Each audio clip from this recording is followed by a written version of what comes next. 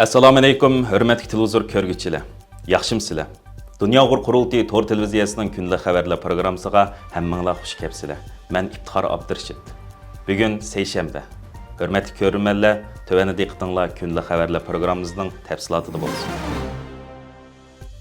Xitoyning jazo lagerida tutib turilgan lager shoidi va Uyg'ur faoliyatchi Gulbahor Jalilovaning o'g'li Ahmadjon Sodirov Qozog'istonga majburiy qaytarilish xavfiga duch kelgan. Ahmadjon 2023 yildan boshlab Avstriyada yashayotgan bo'lib, uning panohlik iltimosi rad qilingandan keyin Yevropadan o'z ixtiyori bilan chiqib ketishni tanlagan va o'zining oilasi, ikki farzandining yeniga Turkiyaning Istanbul shahriga qaytmoqchi bo'lgan. Avstriya ko'chmanlar idorasi Sodirovga Istanbulga qaytadigan bilet ilib bergan. Lekin Sodirov Istanbulga yetib borganda Turkiya tamojna xodimlari uning chegaradan kirishni rad qilib, uni Avstriyaga qaytarib etgan. Sodirov Avstriya tarafga o'zining necha yil saqlagan siyosiy panohlik talabi rad qilinganligi va bu sababdan Istanbuldagi oilasi bilan jam bo'lish uchun Istanbulga ketishni tanlaganligini, Qozog'iston qaytarilsa jazolanish xavfi borligini va bu sababdan Qozog'iston kesib bo'lmaydiganligi haqida iltimos sungan. Avstriya taraf uningga Ostonaga avatilmaydiganligi, balki Istanbulga qaytariladiganligi haqida va'da bergan bo'lsa-mu, u aeroplanga chiqib bo'lgandan keyin Avstriya doiralarining uni Turkiya orqali Qozog'istonga majburiy yo'llamoqchi bo'lganligini bilgan. Aeroplan Istanbulga qo'nganda Sodirov o'z bexatarligidan ansirab, Ostonaga uchadigan o'linish aeroplaniga chiqishni rad qilgan. Ahmadjon Sodirov Istanbulga qo'nib, opsiga o'zining Istanbul aerodromidan Qozog'iston qaytarilish oldida ekanligini telefonda aytgan. Navbatda bu voqea haqida turk advokatlar va parlament a'zolari hukumatga jiddiy chaqiriqlarda bo'lunib, agar Sodirov Qozog'iston qaytarilsa, uning bexatarligidan andish qilganligini bildirishib, o'zlarining ijtimoiy taratquy hisoblarida murojaatnoma e'lon qilgan.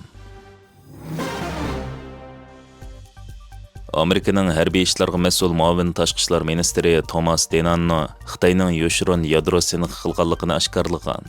Washington pochtasining xabarda aytilishicha, Amerikaning muavin tashqi ishlar ministri Thomas Denanno oldingi juma Birlashgan Davlatlar Tashkilotining Jenevadagi shtabida o'tkazilgan harbiy qisqartish suhbat yig'inida Amerika hukumatining Xitoyning yadro sinf qilganligidan xabar topganligini aytgan.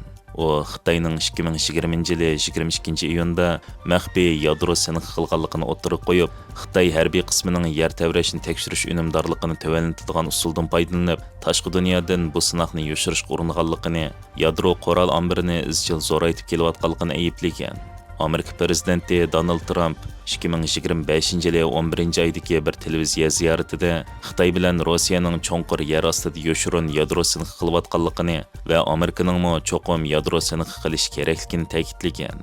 Amerika tashqi ishlar ministri Marco Rubio o'xshash kunda e'lon qilgan yozmasida Xitoyning yillardan buyon kelishimlarga qaramay yadro qoral ombirini izchil zo'raytib kelayotganligini, 2020 yildan buyon yadro qoral zapasining 200 dan 600 ga ko'paytirilganligini, 2030 yilga borganda 1000 dan eshib ketishi mumkinligini bildirgan bo'lib, Amerika taraf Xitoyning yadro siniqini nada qilganligini tilga olmagan. Ammo Xitoy izchil turda Sharq Turkistonning Tarim vodisida yadro siniq qilib kelayotgan bo'lib, aziz vatanimiz Sharq Turkiston Xitoyning mustamlikasiga aylangandan buyon yadro bombasini taraq qildiradigan sinoq bazasiga aylangan.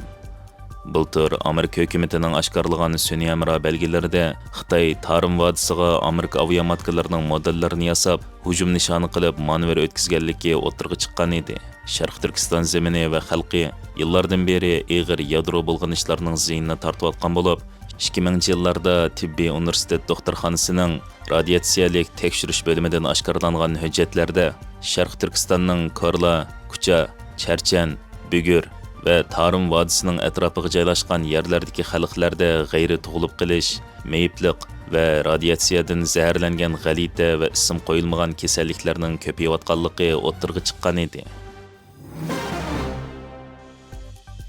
Amerika Federatsiya tekshirish idorasi va Las Vegas saqchi idorasi oldingi hafta saqchilarning bir turalg'idan 1000 dan ortiq gumonli xatarlik biologiyalik avrishkilarni qo'lga tushirganligini bildirgan. Mazkur uy egasining 2023 yili Kaliforniyaning Ridley shahrida fosh qilingan qonunsiz biologiyalik tajribaxona delosidagi Xitoy ekanligi alohida diqqat qo'zg'agan bo'lib, uning Xitoy armiyasi bilan aloqasi bo'lish mumkinligi ilgari surilgan. Сақчы тарапның баянатыда мәзкур туралғыдан шыққан биологиялық мадда ва сұйықтықларны өз ішіге алған дәлел сыпатларының yig'ilganligini va tekshirish uchun Federatsiya tekshirish idorasining tajribaxonasiga avatilganligini aytgan.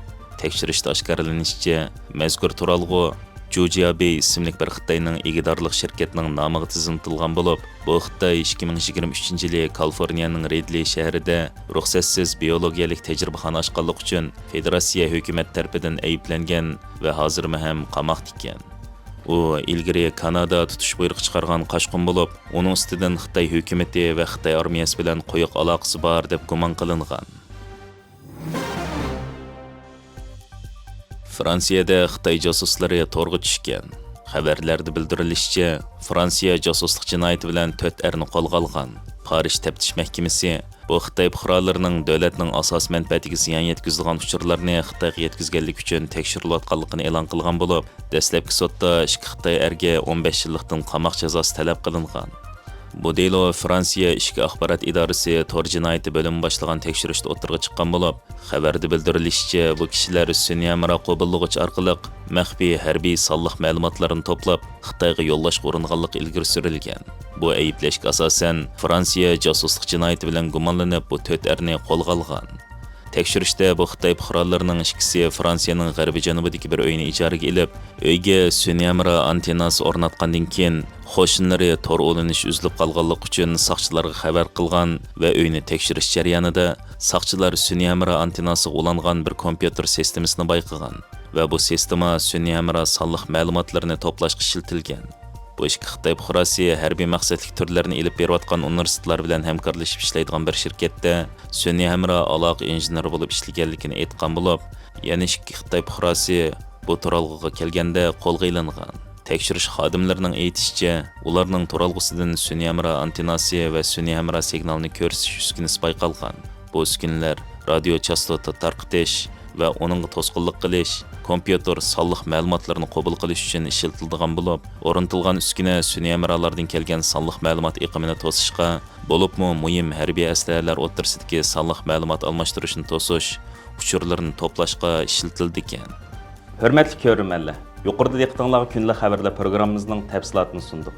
Kelar qitimliq sonimizgacha ko'rishgacha omon bo'lgaysizlar. Stansiyamizning YouTube kanaliga a'zo bo'lishni unutmang. Xayr xo'sh.